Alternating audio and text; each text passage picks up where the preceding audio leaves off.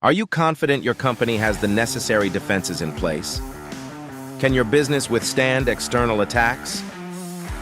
During our upcoming webinar, Proactive Cyber Defense for iGaming and Online Sports Betting, you'll learn key solutions on how to protect your business. Discover the most significant cyber threats facing the iGaming and online sports betting industry. Proactive defense strategies to mitigate these threats and protect your business. Insights from industry experts on PCI DSS version 4.0 and ISO 27001. Learn from industry experts. Rickard Vikström, hosting and cybersecurity expert, CEO and founder of Internet Vikings. Stefan Thelberg, renowned entrepreneur and cybersecurity expert, CEO and co-founder of Home Security.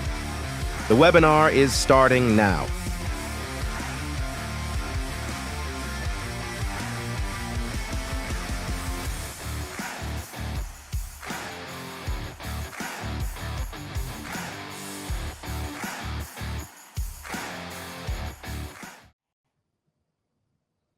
Thank you all, and thank you also for that great introduction. Happy to have everyone here today on this webinar on proactive cyber defense for the iGaming and the online sports betting industry. I'm happy to have Stefan here with me as well, and I will come back to him and we will listen a lot on the proactive cyber defense and what he has to tell about it, and really looking forward. But first of all, happy to have I still see there's a lot of people still joining, and happy to have everyone here on this, in Sweden at least, sunny and very warm Wednesday. But please, where are you all from, and what's your name?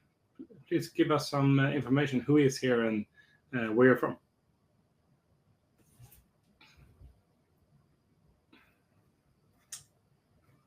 We have Andres from Estonia. We have from London, Anna from New York, and also from Florida. It's a really international crowd from Gibraltar, from Colombia, from Israel, Malta/Lithuania. It's all over the world. Netherlands, of course.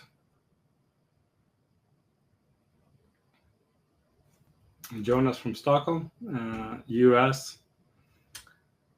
I think we're missing a few continents, but almost all over the world. Really happy to have everyone here.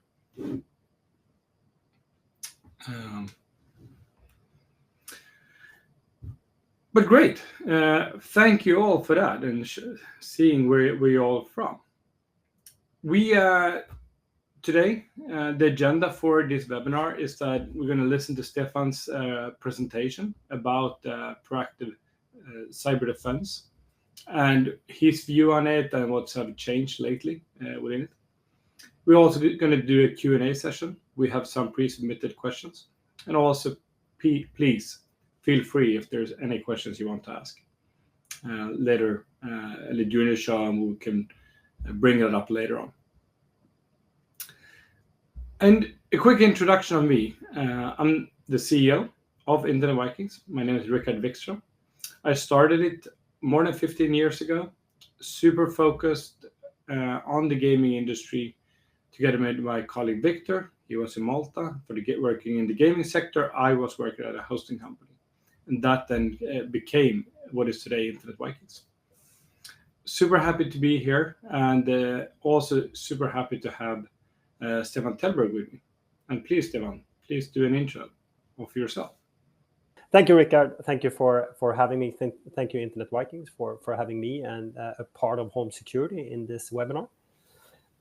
So my name is Stefan Thelberg. I'm one of the co-founders at Home Security, and I'll tell you briefly about Home Security in a moment. So I've been in the industry for, 25 years now, IT cybersecurity industry, and also been working together with Rickard for many years. Sweden is a It's a small country, so you get to know everyone within IT, even though Internet Viking is a global company. You're not only within Sweden, as well as home security is outside of Sweden also. But you get to know the people within the industry, so we've known each other for a long period of time, which is fun. So I'm super happy to be here. So Home Security is a product company within cybersecurity, more specifically within the niche of vulnerability management. And we actually call it next generation vulnerability management. So we do that a bit different. I'm not going to go into all the details about next generation vulnerability management today, but of course, we're happy to talk more about what we do at Home Security in a separate session. So Home Security is within cybersecurity, vulnerability management. Just as Rickard said, we have a lot of focus on proactive cybersecurity, which is definitely trending and becoming more and more important. So that's a very brief version. I'm happy to tell you more in a separate session. Perfect. Thank you. And thank you for the intro. And yes, everyone in this space in Stockholm and Sweden knows each other, I think. I think that's the case. It's a small country compared to US. For example, we have some people from New York and US. So, yeah. Yeah, and today we're going to talk about proactive cyber defense. Yeah. And we all know that the gaming industry is heavily regulated, and there's a lot of focus on security and especially cybersecurity, to protect the players, to protect the industry, and protect the companies within it from ransomware and similar. We are with these.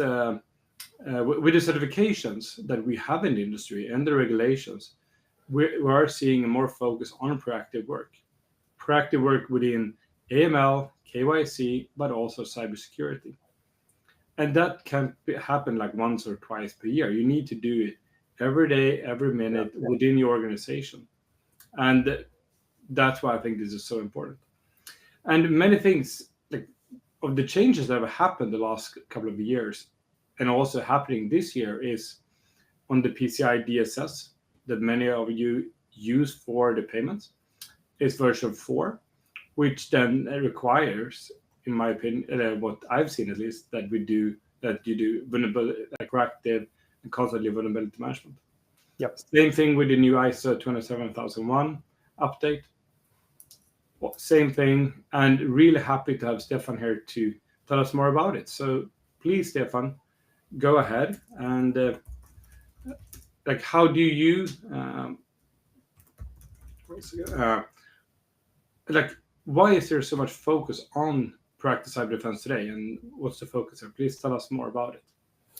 Yeah, so thank you, Rickard. It's when we started off the business as Home Security 10 years ago, and prior to that, there were basically no discussions around proactive cyber defense, and the focus that we today have on risk assessments and these things were things that people really rarely talked about.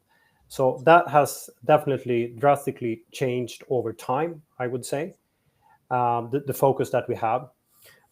So if you start to look at, we can start to look at just an overview of what we experience from like talking to most of the organizations out there. So I would say almost every organization that we talk to, it doesn't really matter where we go in the world. It could be in different parts, and we see some of the countries, at least here in attending this webinar, which we're happy for. Wherever we go, most of them have this kind of active security in place, right? And I sometimes kind of draw the parallel and talk about human development and human behavior. Back in the days, humans lived in caves, and their main focus was basically to survive throughout the day. And that has obviously developed over time. We today have plans, we have strategies, we have structures to deal with different things as a society, as individuals. And I usually compare that to how cybersecurity has also developed over time. So it kind of follows the same pattern. It started off with all the active security, right? Everyone, suddenly you needed to have antivirus in place. Suddenly you needed to have a firewall in place, or something like a spam filter and antivirus. And if you don't have that, you're basically not going to survive throughout the day, right? You're going to have major problems here and now if you don't have these active security in place. So everywhere we go, doesn't matter where in the world, organizations that we talk to, also in the iGaming industry, they have all these active protection in place, which is not very surprising. And then some of them are also about to take the next steps. Maybe they look at an SOC, Secured Operations Center, which might be the next step also in active and reactive security. We can also see that there's more and more talks about EDR, XDR solutions. Depending on the maturity of the organizations, we can see that more and more have adapted to these solutions, more and more organizations. And I would say that recover on the, if you follow the workflow here, you can say that on the recover side, most of the organizations already have backup and recovery kind of solutions in place, especially for backup. So many of these things has been in place for sure, but what's been lacking and what we experienced talking to almost all organizations we talk to is the proactive part, which is, of course, closely connected to stuff like, as Rickard mentioned, ISO, PCI. All of them have a big focus on risk assessment, systematic, continuous work within cybersecurity, which to me, and I would say, hopefully you agree, is very much about proactive cyber defense. So vulnerability management is definitely one of the areas where you work proactively, and that could also be things like awareness training. I believe that if you want to have a vulnerability management program in place, if you want to be proactive, you also need to work with your users, right? You can't only focus on the technical systems, which has also been what's been done in the past, right? We started off protecting all the technical systems, firewalls, computers with antivirus, etc. But we're also today focusing more and more also on protecting the first line of defense, the users. So again, coming back to the man in the cave, we have kind of developed from being kind of reactive, taking care of things when shit hits the fan, so to speak, taking care of that, and now we're moving more into proactive security. And the interesting thing about this is really that if you're very good with proactive security, all the other protections you have, all the other efforts you do might be more cost efficient and more efficient in general. And it makes sense, right? If you think about it, if you, for example, if you have an SOC or if you're about to implement an SOC, if you're good at the proactive part of the cyber defense, protecting your systems, you're going to keep that function less busy. A lot of organizations have quite big costs related to these things, and they are usually outsourced also.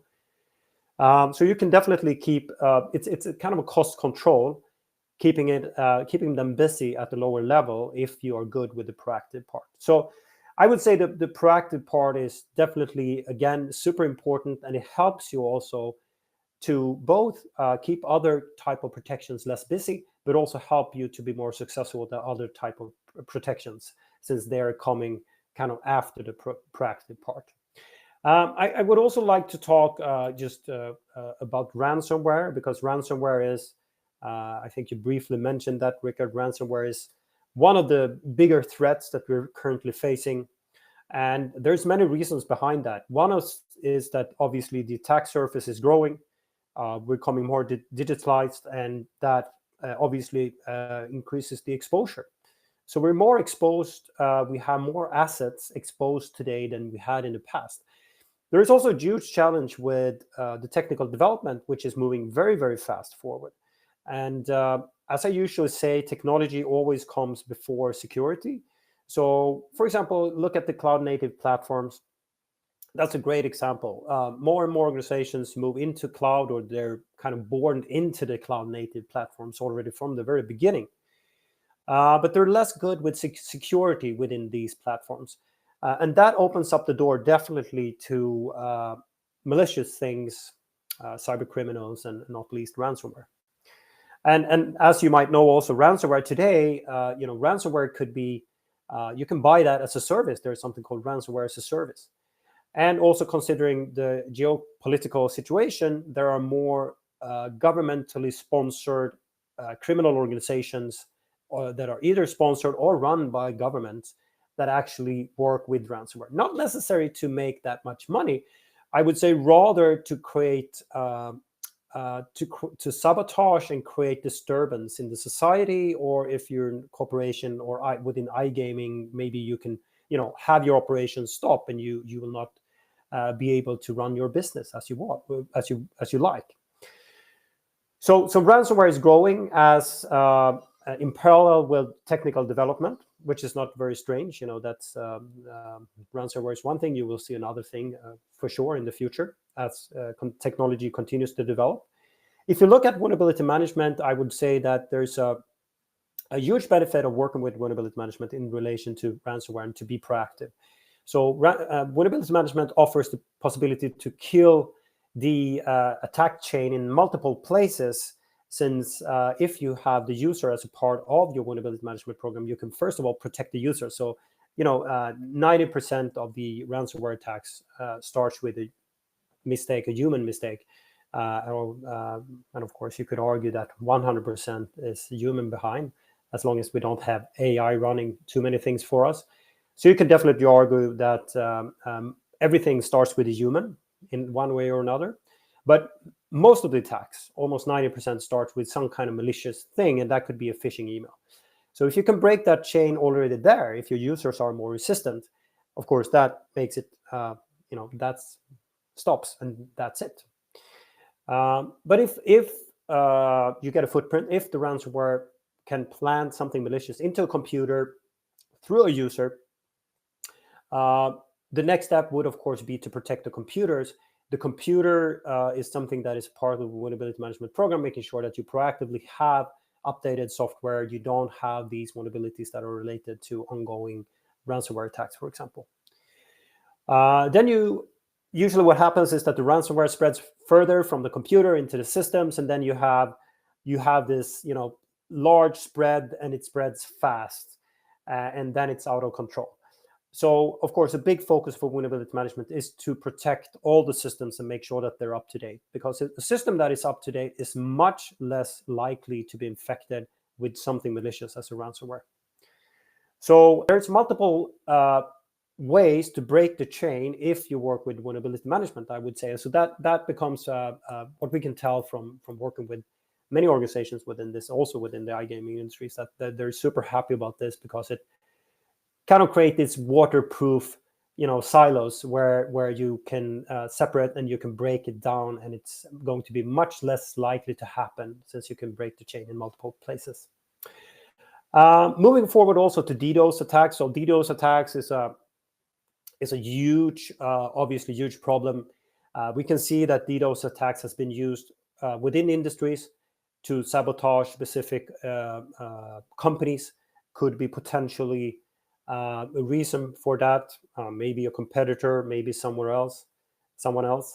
But we also see, again, these government and state-run attacks, which is their purpose is to create chaos, create a situation where people feel insecure, etc. So is there a proactive way to work with DDoS attacks? Well, there are many ways, and I think Internet Vikings and Rickard can tell you more about some of the ways. But if you look at specifically vulnerability management, a part of vulnerability management is attack surface management. So part of working with vulnerability management is to make sure that you expose as few assets as possible. And now we're talking exposure out on the internet, what is basically publicly facing. So by understanding the attack surface management, or the attack surface over time, and doing attack surface management, you can obviously actively work to reduce the number of assets that are exposed. And from experience, I know when we work with organizations, it's very common that there are blank spots, there are systems and assets that are basically that you forgot about, and they're exposed and they're not up to date. And if they're not up to date, there's definitely vulnerabilities. So minimizing your attack surface by knowing your attack surface is obviously very important, and that can be achieved using vulnerability management.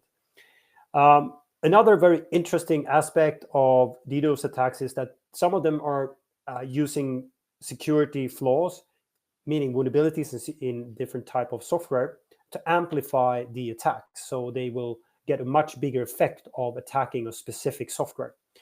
And usually these are software that are not up to date. So if you have an old software running, that could be amplified and that could cause more damage if there is a DDoS attack. And of course, if you have software vulnerabilities, the other aspect is also that you don't want to be a part of a network doing a DDoS attack. So vulnerability management will definitely help you protect your systems, so you will not become a part of a DDoS attack either, because that could also, of course, damage your brand. And of course, the third thing on this slide is the general approach. If you have a systematic, as I mentioned, risk-based, proactive approach within cybersecurity in general, I would say the likelihood of these things happening is going to be way less anyway, in general. Moving on, talking a bit about ISO 27001. This is obviously becoming a huge thing for specific industries. It's becoming the de facto standard if you want to keep a certain level of cybersecurity. We can see this within iGaming. We can see it within specific regions, industries. For example, within Europe, we have something called NIS2. It's a second version of the network and information security legislation that's been implemented in all the EU member states. Basically, what you say is that if you want to follow NIS2, for example, which is something that applies to organizations that have some kind of important or essential operation for society. If you want to be secure, you need to stick to this certification, and this certification will solve that to about 90-95%. So it is a huge thing, and we will most likely see the ISO 27001 be a part of many different type of recommendations, standards, directives, and also local legislations that are implemented in the future. And ISO 27001 has a huge focus on risk assessment, and I would say that risk assessment and vulnerability management goes hand in hand. It's basically the same thing. And I usually use the control section as an example, where you can read that, you should do management of technical vulnerabilities. You should do have an understanding of system vulnerabilities and system vulnerability assets that you have. And also, you need to work with these over time. You need to have a system to, over time, reduce risk and reduce the number of vulnerabilities that you have. And that is exactly what vulnerability management is about. So it doesn't solve everything, as with most standards and most regulations, directives, etc. But it does help you, and it does take you a big step forward by working with vulnerability management. And we're happy to tell you more about this. There's a lot of details coming with ISO 27001 and how you can be compliant by how you can take a big step forward by working with vulnerability management. Last thing that I would like to talk about in my presentation here is the PCI DSS, which is another also very interesting topic. I'm still surprised about the number of people and organizations that are unaware of the PCI DSS version 3, which was the previous version of the security standards. And now there's a version 4 that started to apply this year. So PCI stands for the payment card industry, for you who doesn't know. The DSS stands for that's the security standard that PCI DSS is that PCI is managing. So what this is about is that everyone that deals with credit cards or bank cards, as we call them in some parts of Europe, at least in the Nordics, as you deal with these credit cards, you need to follow a certain framework. And the version 3 of this framework was launched in 2013, which is long ago now. It's over 10 years. And that version was based on the current threats and the current things that you were aware of at that point. 10 years later, obviously, things have changed. There's been a huge development. You have everything from, as I mentioned before, things are migrated into the cloud. We've gone from an environment where everyone had their own payment solutions to an environment where most organizations use these checkout solutions or third-party solutions for payments or transactions. And we're also facing much more software vulnerabilities today than we were in the past. Much more of them, there's a long list, and there's thousands and thousands of new vulnerabilities coming out in different type of softwares every year, and that's just increasing all the time. And that was not really the case just 10 years ago. And last but not least, we also came to experience remote work as a result of the pandemic. So many things have changed during the 10 years. Now, this year, version 4 is introduced, and that also comes with some requirements, actually requirements about scanning and how you need to scan your environment. So version 4 is more stringent in general. They have looked at all the new technology that has come out there. So it's more emphasizes on risk management, more risk focus, which you can also see again in like ISO and many other type of directive regulations, legislations, etc. Third-party risk management.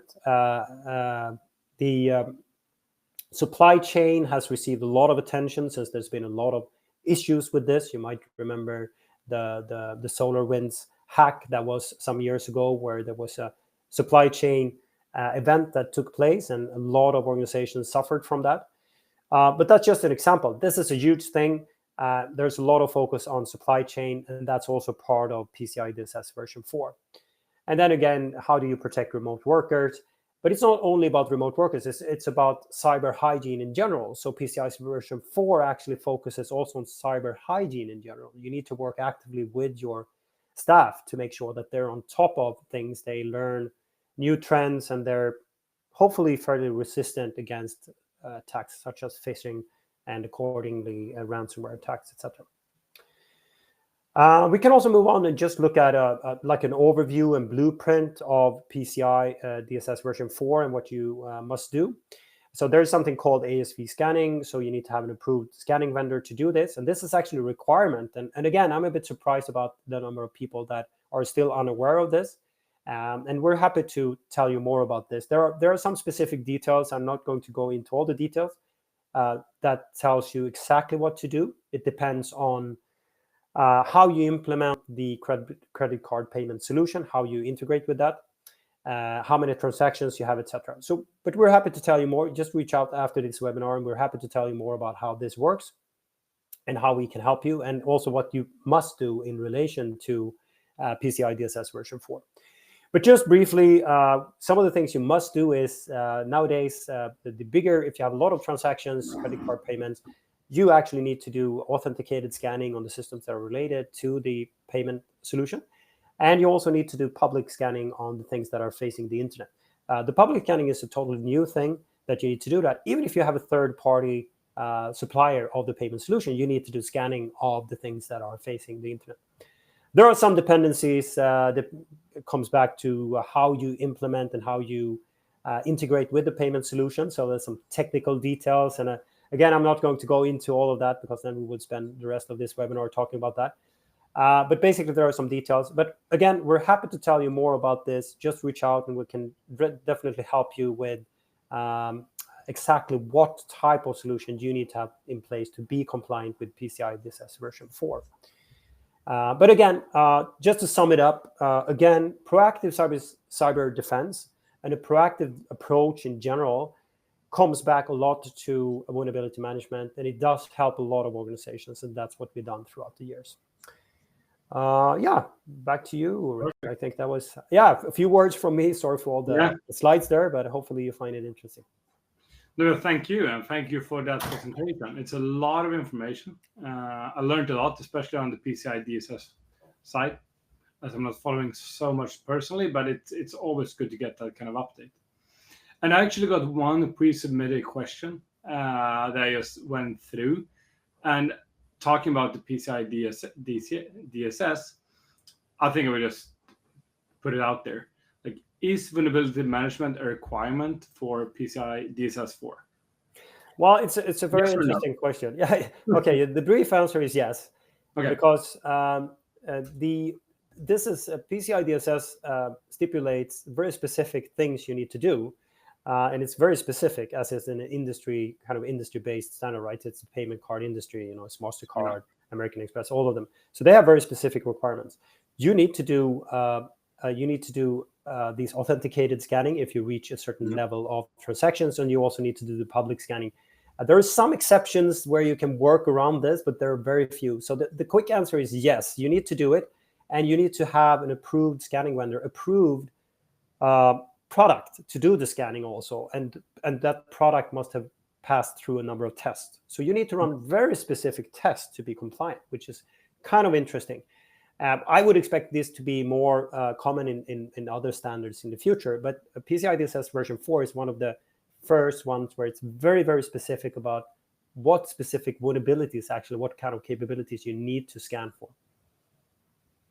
Perfect. Then I take the yes, and there is exceptions, but everyone needs to have it in the back of their mind. That's how I hear it.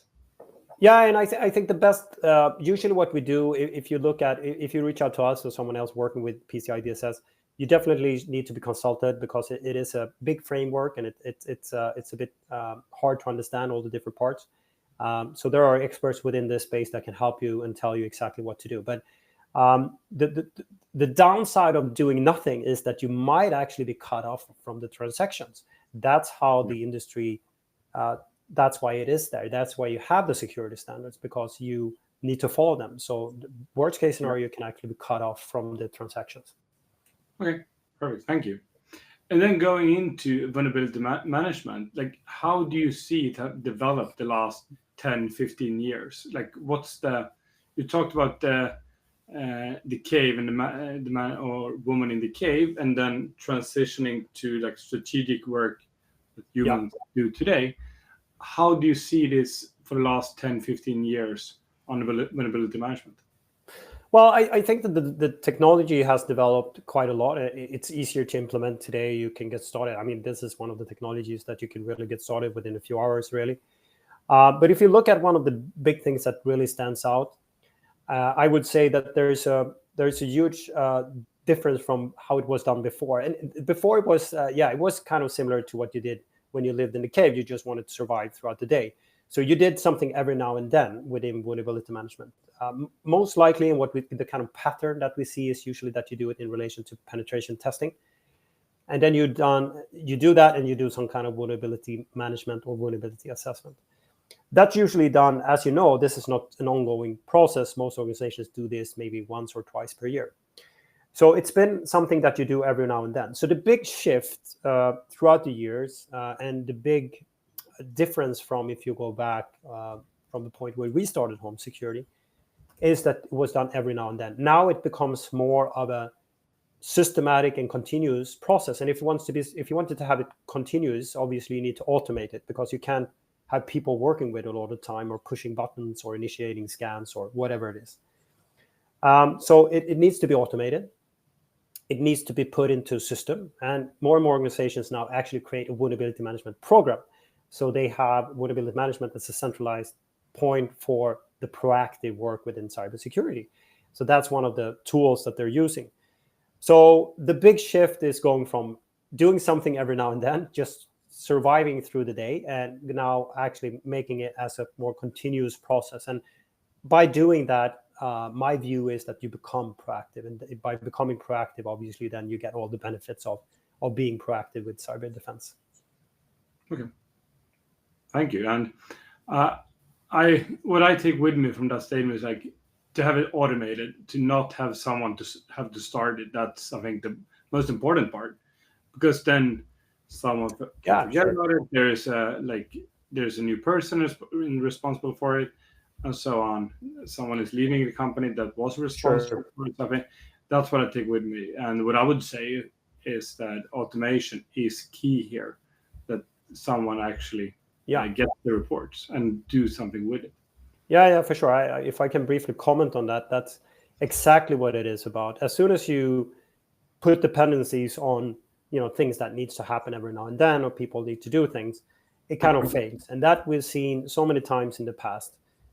So you need to have other type of tools where you can automate the processes to a very large extent. Otherwise, it doesn't happen, right? It ends up on the shelf. The reports that you get, you don't do anything with them. You might be aware of that you have a lot of vulnerabilities, but you're not really dealing with them.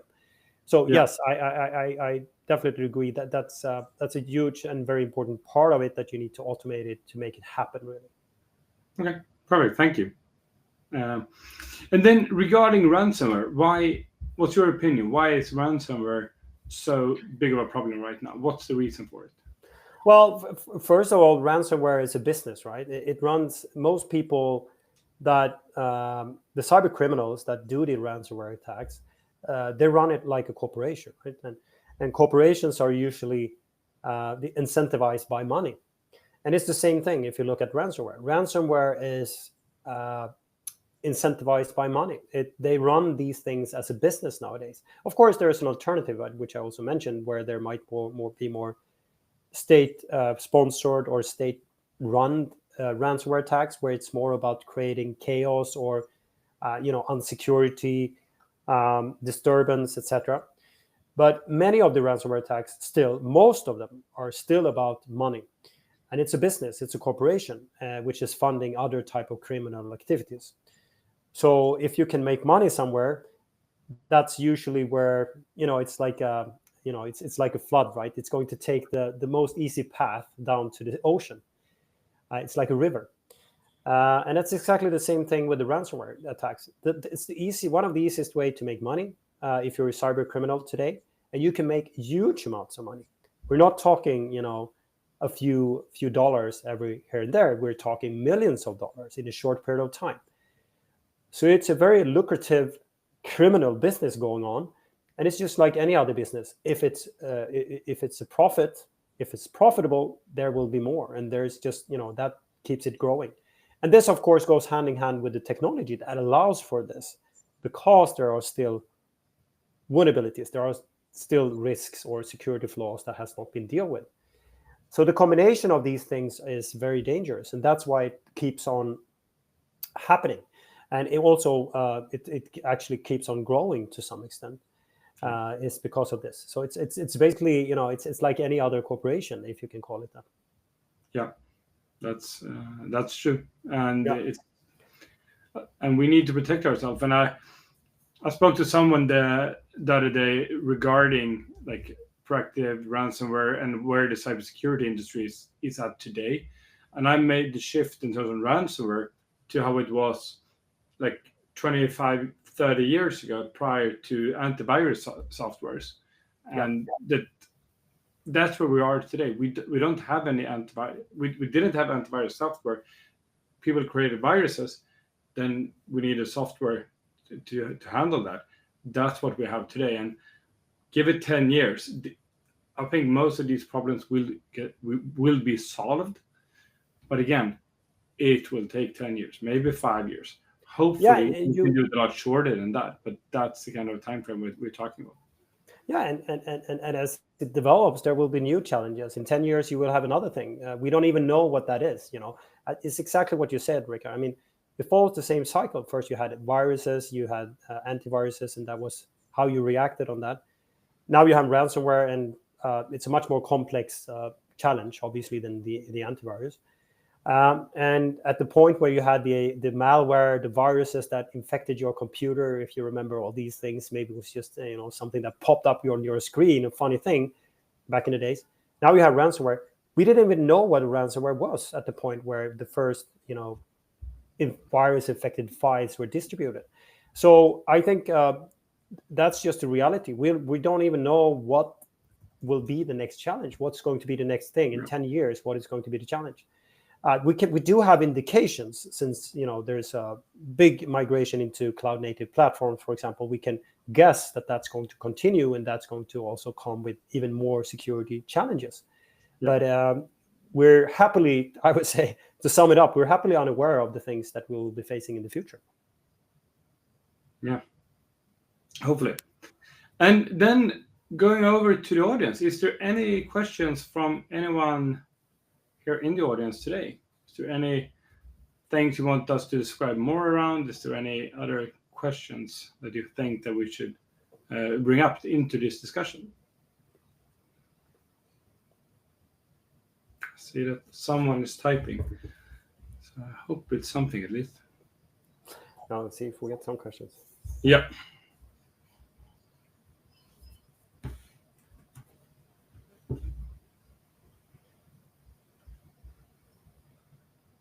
And No, and I can just conclude also what you said regarding the proactiveness, the DDoS. You don't want to be part of the DDoS chain or be part of doing DDoS. Here is... What was the question? Here's the question.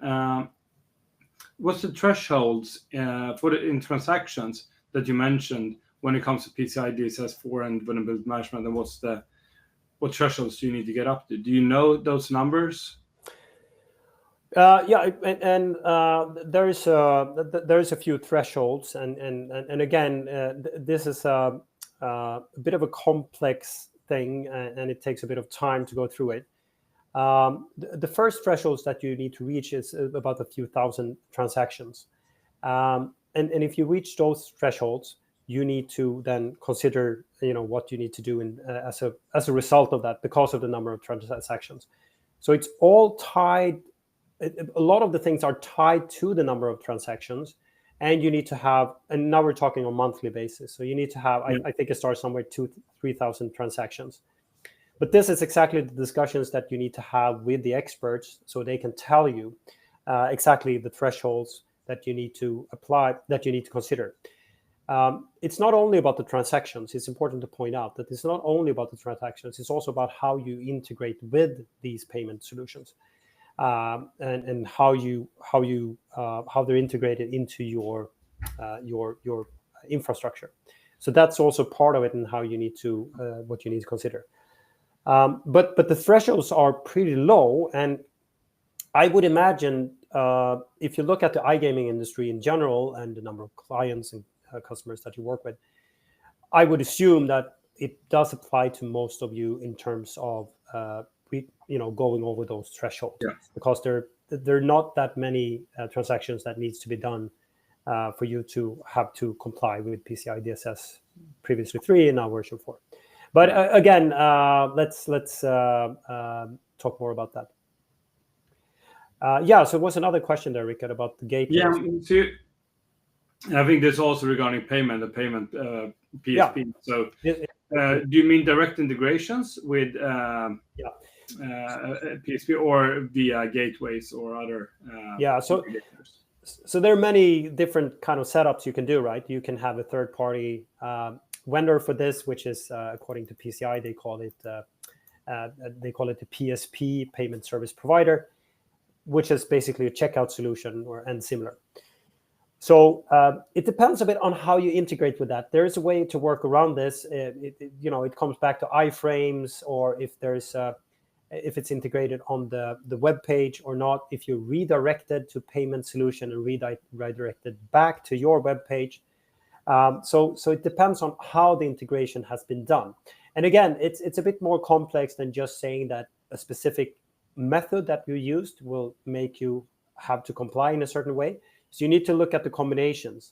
The way this works is that you actually have experts that are trained and educated within this area by PCI DSS or by PCI, and what they call the auditors or the consultants, and they can look at all these combinations and make the decisions whether you need to comply or not. There's also something here, which is the actual bank that where where the transaction actually takes place. They also have a saying in this. So it's something that where you definitely should reach out, and we should talk to our experts depending on and then depending on your specific situation, we need to look at it. So there are many different things. I can say that a way to work around PCI DSS version 4 is to work with redirects, meaning that you redirect to an external website that handles the payment or the credit card details, and then you redirect it back, because then it's considered to be an external solution where you don't need to follow the specific security standards. So that's a workaround. But today, I assume also within iGaming that most of you guys, you have integrated with the payment solution, so they're fully integrated, and you don't have this redirect solution, and then you need to comply or at least investigate how you must comply. Okay, perfect. Thank you for that answer. I do understand why there's consultants just to handle it. Yeah, and it's also surprising that there's so many that are unaware of this, especially version 4. We hope that there will be more awareness as we move forward. But we're trying to tell and educate a bit about this. But it's since these kind of transactions is usually crucial for the operations, it is good to get to know at least if you need to comply or not. Yeah, perfect. Thank you. And I think maybe we have some more. Otherwise, we are running a little bit out of time here. So I would say again, Stefan, thank you for the answers. Thank you again for the presentation. All the information that we managed to get here, like super condensed, super good. Thank you so much. Thank you also the audience for joining. And thank you for sticking with us. And again, from so many parts of the world, thank you so much. And looking forward to have a next webinar in September, October, I hope. And looking forward to share what more on for iGaming in the sports betting industry. Thank you so much. And yes, we can send out the presentation. This webinar has also been recorded and will be shared on social media from both Holm Security and Internet Vikings. Thank you. It was really good. Really good discussion. Thank you, everyone. Thank you. Thank you.